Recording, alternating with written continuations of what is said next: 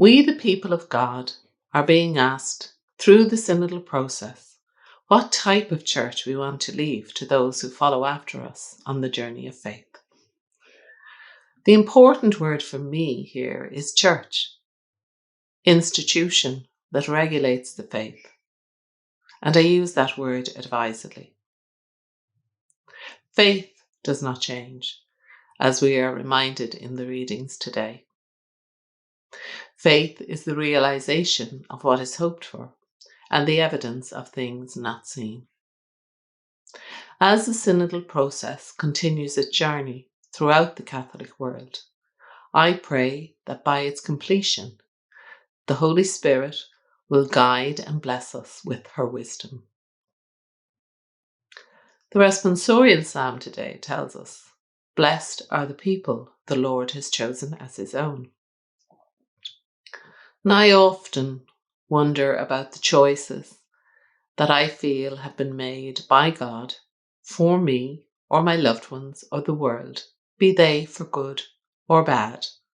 And then I have to remind myself, who am I to doubt God?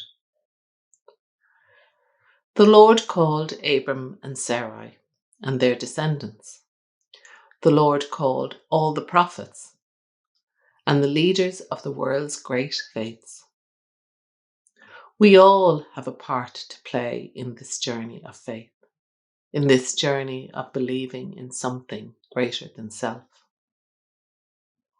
The process is laid out in the readings today.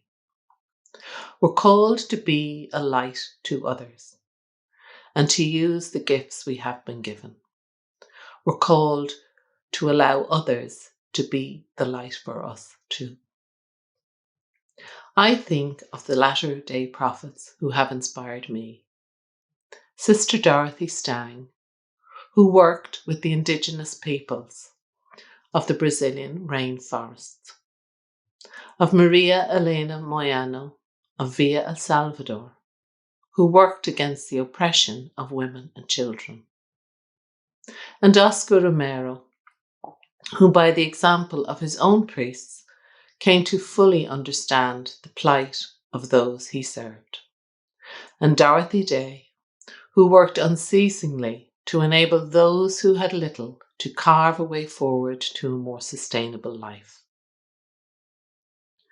A name that may not be familiar to some is that of Irishwoman Jennifer Sleeman. Over 10 years ago, Jennifer called on Irish women to boycott Mass for one Sunday in the month of September, in response to the recently reported Irish clerical sexual abuse reports and the treatment of women in the church. Jennifer made news headlines at the time, but more for the fact that she was 80 years of age and had a son who was a priest, rather than the issue she was highlighting. These people I like to call lamplighters. We too are these same lamplighters.